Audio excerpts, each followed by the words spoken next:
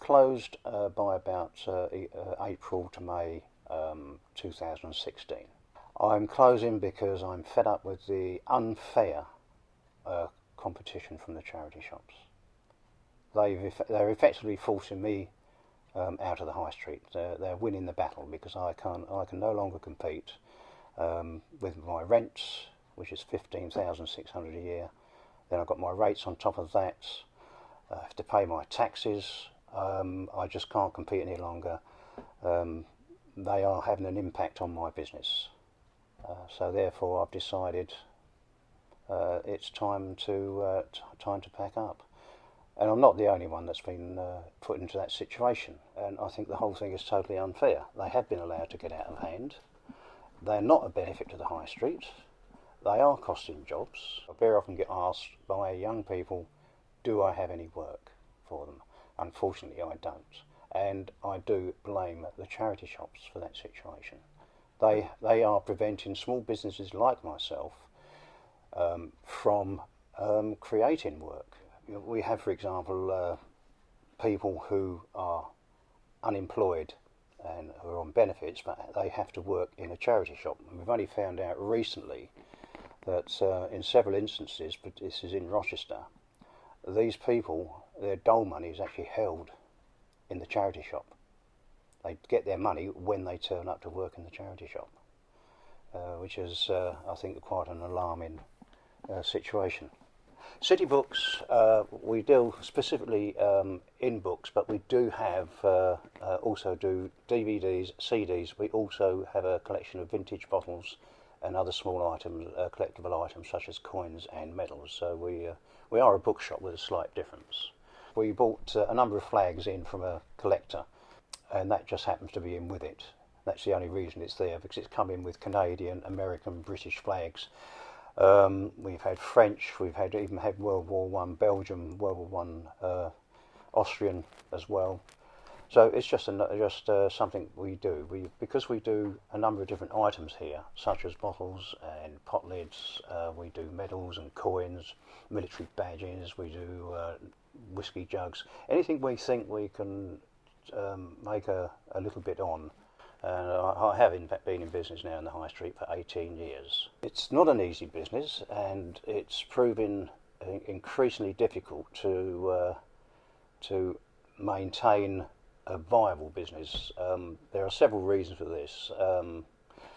This particular reason also affects other towns as well, and this is to do with the number of charity shops that have been allowed to open in the high streets. The problem there is that each of these shops, charity shops, will do books. They will do DVDs, they will do CDs, they do toys, they do clothes, they do glassware, kitchenware. They will do all sorts of things. They do new products such as Christmas cards, art materials, musical instruments, dolls' houses.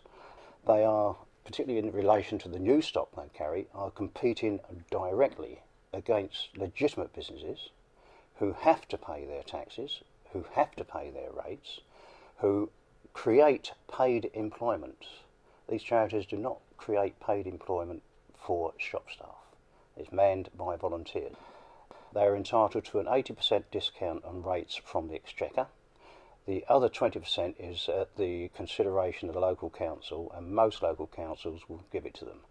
And in many cases, the local traders have to make up that 20% shortfall with a minor increase in their own rates. So in effect, they are being charged to have the charities in opposition to them.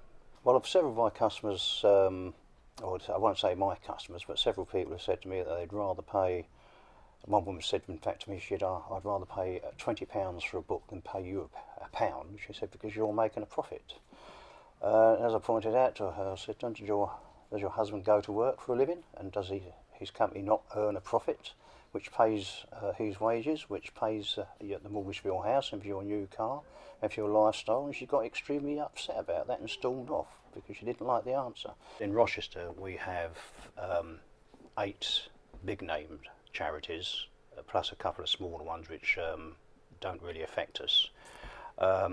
These charity shops, they all do a certain number of books, they do a certain number of DVDs, which of course is what we do. They do CDs, which is what we do. By doing that, they dissipate the trade. And it's nothing to do with the fact that I can't compete on price. That is not what I'm complaining about. It's just the fact that when you've got 8 shops doing exactly what you're doing, even though they're only in small quantities, except with the exception of Oxfam, of course, which have got a large book section, and they've conveniently stuck between the 2 bookshops, which is myself and Baggins Book Bazaar, which is further up the high street. And it does impact on the viability of running a business. I'm not saying it's just affecting the shops such as my own. It also affects those who are dealing in, shall we say, second-hand clothes or glassware or ornaments, for example. You won't really find a decent, shall we say, specialist shop in China or glass in Rochester High Street anymore. Clothes, they have impacted quite considerably, I think, on some of the second-hand clothes shops in Rochester as well. When I first started, it wasn't too bad because I think we had 4 charity shops at that time.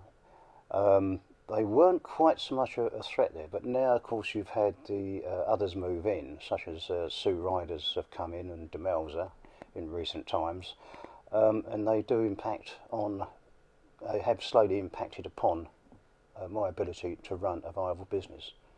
And really, it's, as far as I'm concerned, it should never have happened in the first place. Charity shops are all very well. At one time, they were generally up a side road off the high street, but they have now been allowed to encroach into major high streets, major shopping centres, and competing with a great unfair advantage against legitimate businesses.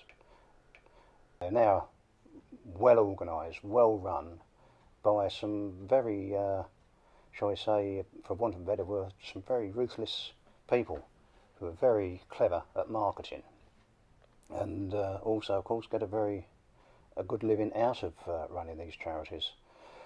So, in the end, yes, people like me have to say, well, that's it. There's no point in continuing, which is a great shame because I thoroughly enjoy what I do. The people who really support the charity shops, regardless, will go in and they seem to be quite prepared to pay over the odds for items.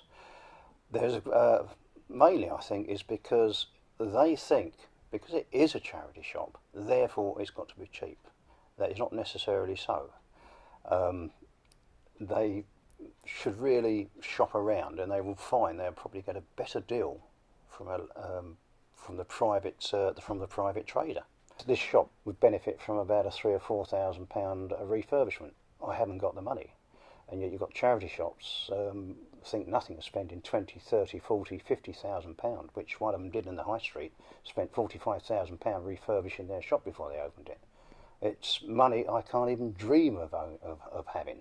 I had to smile recently, this was last year in fact, where Sittingbourne was awarded X number of pounds, or millions of pounds, I think it was 2 or 3, to regenerate their high street. On the following page from that article, there was the Mayor of Sittingbourne opening a new charity shop called Wisdom, who were setting up a chain of charity shops in Kent. And I just thought, how ironic that the council are bragging about how they're getting this money in to regenerate Sittingbourne High Street, and they promptly welcome in another charity shop, which will contribute nothing towards the economy of the High Street or to the employment which they hope to create in the High Street. One of my regular customers was in earlier today. He lives in quite a large town in France, about 60,000 people, and they are simply not allowed in. They will not have charity shops in the High Street, and this applies to quite a few French towns. What they do tend to do quite a bit on the continent is they have several charities and they operate out of a warehouse in an industrial estate, and very often these places are run by perhaps disabled or homeless people who it gives them something to do, and they earn something out of it as well. They don't do it for nothing. They do get rewarded in certain ways. Now that is a fair way of doing it.